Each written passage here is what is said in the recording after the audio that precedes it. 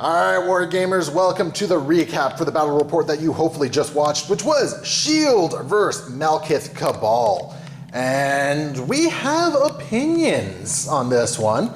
So we're going to start it off with my typical question. Troope, how do you feel about your roster, your team? I loved Supergiant for what she did because she always had the power to look out for her buddy Malekith. But I totally think that the world where I took Mysterio and Wong instead of Bob and Supergiant might have been the better of two worlds.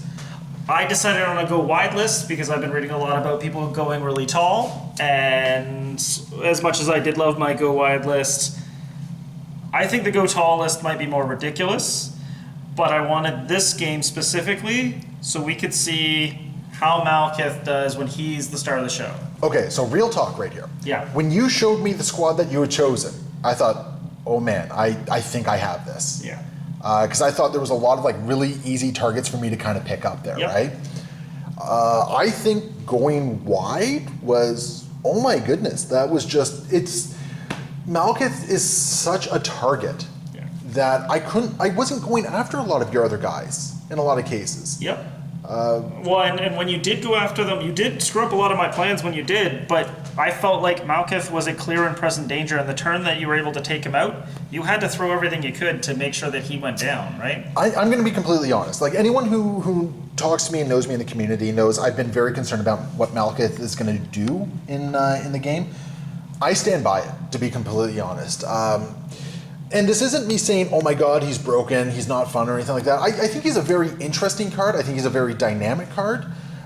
But I think everything he does, I felt so demoralized going into him so often, right? I felt like I threw in so many dice into Malekith. I threw in so many actions, so much economy. And, I mean, when we were talking about this before, we were talking about how Malekith might just be a different character from someone like Dormammu, because Dormammu is a really great thing that sets up, he's a huge support piece that's fairly tanky, fairly smashy, but when he fights someone, if he fights two people, he's not necessarily going to be in a great spot. Malekith was fighting my team. Well, my argument was Malekith can fight your team, but his other stuff doesn't do anything. And I take that back. Everything about Malekith, he can put himself wherever he wants. His Midnight Phantasmagoria blasting everyone away. Your first action, or your first turn with him, you blew, what was it, 6 power? 6 power, You blew 6 power. No, I think this would have been round 2. Yeah. This would have been round 2. You blew 6 power, and by the end of your activation, you had 6 power. Yeah. Yeah, Malekith and not only that, you had 6 power, and She-Hulk was at 14 damage. Yeah. And Carol had taken 2 damage as well. And that was just it. And I spent, the following turn, I spent all my power with She-Hulk to go into Malekith. And I did what, 3 points of damage? Yeah. And I think Malekith has the problem with Malekith isn't that he's too good at fighting, because he has some really great attacks. And I actually think that Shield has a lot of tools against him, which only further makes this point a little more ridiculous. But I think Malekith decides the pace of the game. I think you're absolutely right. Now, one thing that really did throw a wrench into my plans, and I'm going to be completely upfront with this one, Supergiant with Sacrifice altered so many of my plans. Yeah. And that is partially a failing of my squad. I did not have a lot of alternative attack types. I had a lot of physical, which means, honestly, what I should have done is I should have tried to get you to burn Sacrifice. Yep. Is really what it came down to.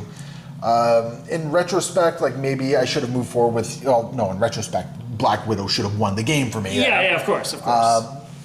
But it was just one of those things where I don't know, it just felt so demoralizing. And not demoralizing in the sense of oh my god, I'm getting raffle stomped, I felt I was rolling dice, I was doing stuff, and it wasn't doing anything.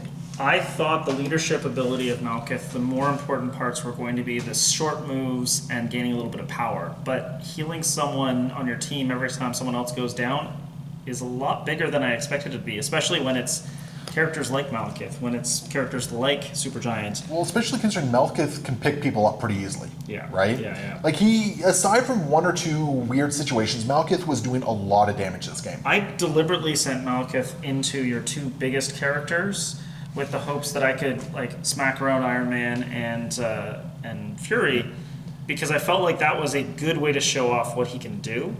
Now, I do think I made a couple misplays. I definitely did too. But Like the legacy virus aside. Yep. There was one turn where I decided to try and take out Zemo with Captain Marvel instead of going binary form. Yeah. I should have gone binary form. yeah, I think that would have kept Carol around for one more activation, which could have been a big deal. absolutely. So I think that was definitely a mistake on my part.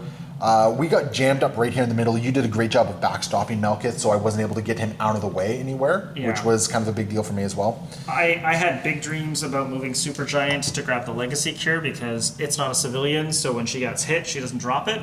But I did not think about the fact that, no, you were definitely going to get there first with Widow. She should have started off in the middle here, and this should have been a little blob that went up, and I just hold all the portals in the middle and fight you. Now, in all fairness, I got really lucky, like, punking Bob so early on, right? But Bob is the kind of guy that can get punked pretty easy, so that's okay. Actually, the Bob-Widow interactions in this game were kind of weird. Yeah, I agree. I completely Just in agree. general. Bullseye did great this game. Yes. Bullseye, like, I mean, he started over here, he rolled all the way around. He basically held on to a point, took care of Widow, took care of a whole bunch of things. Bullseye did work. Yeah, He did. He's always the little workhorse. He doesn't like working a lot, but he does do a lot of good work. I think Okoye did some good stuff for you this game as well. Yeah. Just the threat of her bodyguarding Yeah. actually did a lot of work. I ended the game without using Sacrifice, and I consider that to be a win for Sacrifice. Absolutely. Absolutely. Sacrifice kept me from making some attacks that maybe I should have done. Yeah. I maybe should have tried to force that through, if only to, open up more options, right? So I have an interesting observation. I don't know if it's actually relevant, and I'm sure people will see it over the next couple of weeks. Black Bifrost.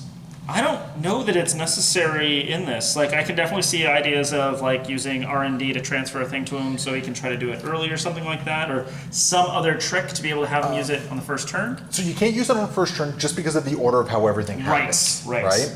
Because you have to use Black Bifrost in the power phase, and there's no way to get him a third power in the power phase. Not on turn one anyway. I think where Black Bifrost really comes into its own is if you're playing Tull. And That's you get a right. whole lot of chunky guys. Pull somebody else over into the fight you need him to be in. Yeah, like you bring Juggernaut and you pull the two of them up right into the middle of the board and like, hi, congratulations, you now have 13 threat that you got to deal with right in your face, right? But yeah, I definitely read a lot of things about people talking about needing it for Malekith to get him to where he wants to be. He's fast enough with his giant base and his friggin'... Let's check something here for a Yeah. second, okay?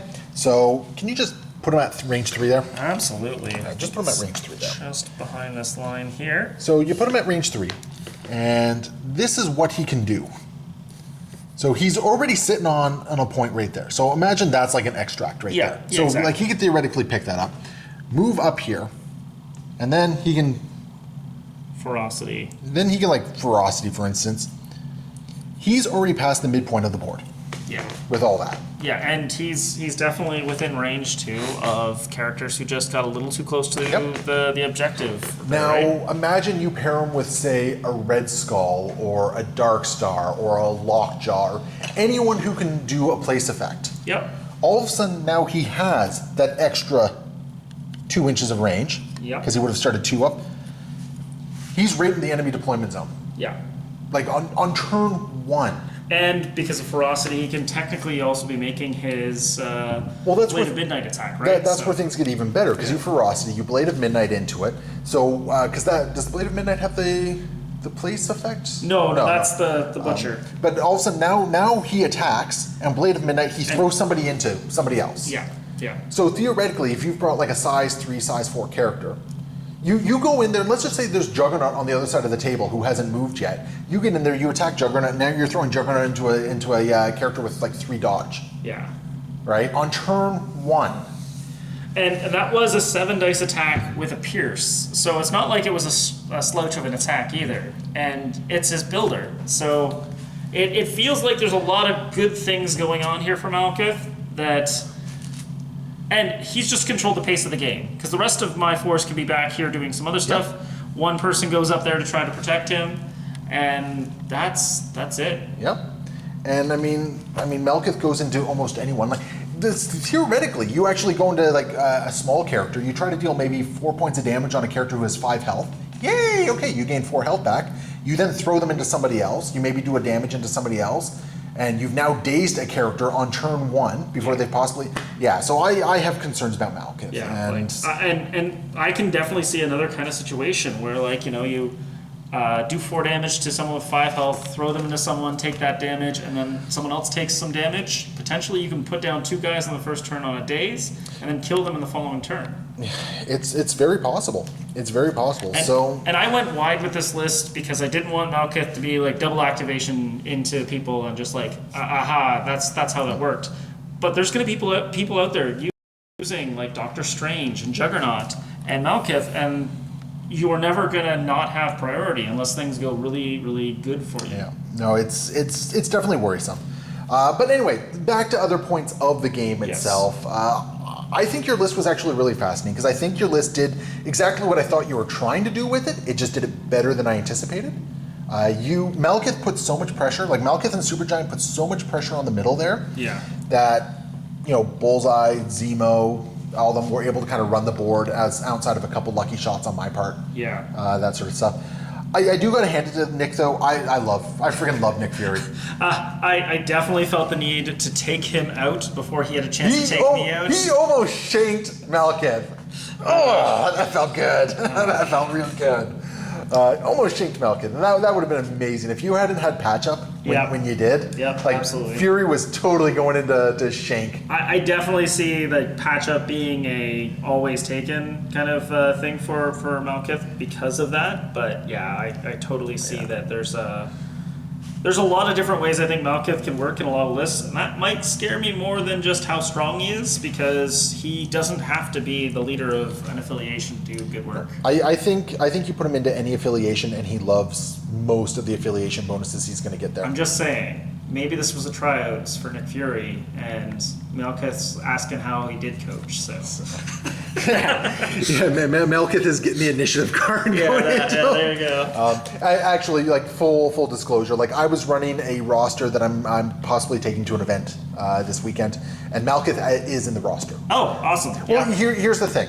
All my concerns, I'm going to a competitive event. I'm going to take the tools that I think will help me win, right? And Malekith will help me win. Well, and it's the best way to test a brand new tool in the toolbox, right? Yeah. So yeah, it's going to be very interesting. So actually, this video is going live on the day of the event. So, awesome! Yeah, awesome. fun. Okay, so what do you think of your Captain Marvel and She-Hulk double hammers?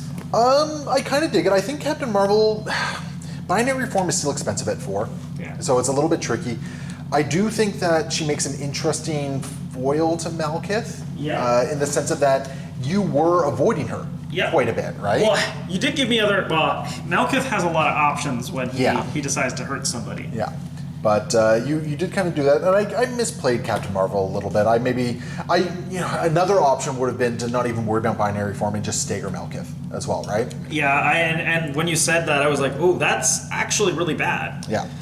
There was the one instance where I missed the opportunity to do a superior uppercut into a defense rests into Malekith, which I really should have done, but I wasn't thinking straight because I was saying, well, I want to get power for this. Yeah. But I could have put slow on, and then I could have staggered Malekith, and that would have given me a lot of breathing room going into round 3. That's fair. Right? Yep. And that could have changed the flow of the game a little bit. I definitely agree. Right? Yep. So I think that's the thing. I think what happened here is, on my case, I think this was a failure for me to do proper target priority. Okay. And proper sequence of events. I think that's kind of where I dropped the ball on this game. Yep. Because here's the thing, I don't think the dice abandoned me this game. We had some weird dice rolls, but you're right. I think the dice were fairly consistent across some things. I was very disappointed with my first 3 or 4 defense die rolls because I didn't feel like I got much off of that. But so I think there were, because here's the thing, like when I went into Malekith with She-Hulk, yes. It's not necessarily that I rolled poorly.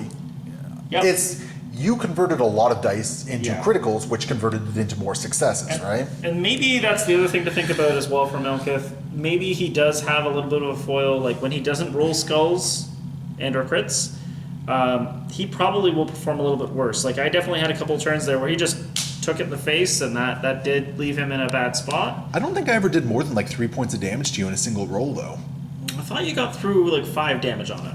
Maybe I don't But quite remember. It doesn't matter because I think that like if he's supported with other hard hitters or has a lot of really good defensive tech to help him out, I think he's going to be a challenge to fight anyways. I think having a bodyguard or sacrifice near Malekith is just going to be an incredibly frustrating play for other people to deal with. Yeah, especially if the person who's holding that sacrifice is able to do some silly defensive trick that, Or someone like Maw or Yes. Mysterio, who, Yeah. unless you pay extra powers, forcing, like Yep. you're rolling against his Mystic.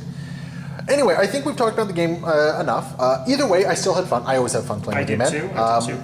I don't think neither of us got tilted, which is kind of No, cool. no, Awesome. And yeah, we shared some opinions on Malekith here. So anyway, sound off below. Let us know what you think about Malekith, because he is definitely going to have an impact on the meta. Yeah, and what list would you take with Malekith? Because there's Yes. a lot of people bandying that about. Or if you thought that what I was doing with Go Wide here, if you change something out, please, Yeah, sound off. Let us know what you think, because I think he is going to be a meta shifting character, if not meta defining character. Yeah. I think at least he's meta shifting. Yeah. And it's going to be really interesting, and I think we're going to see his presence bring a couple other characters into the forefront. I've already seen some discussions about characters who we haven't really talked about in quite a while. Yeah. So that's going to be kind of interesting. So anyway, yeah, sound off. Hit that like, subscribe button. We will see you next time, and happy wargaming.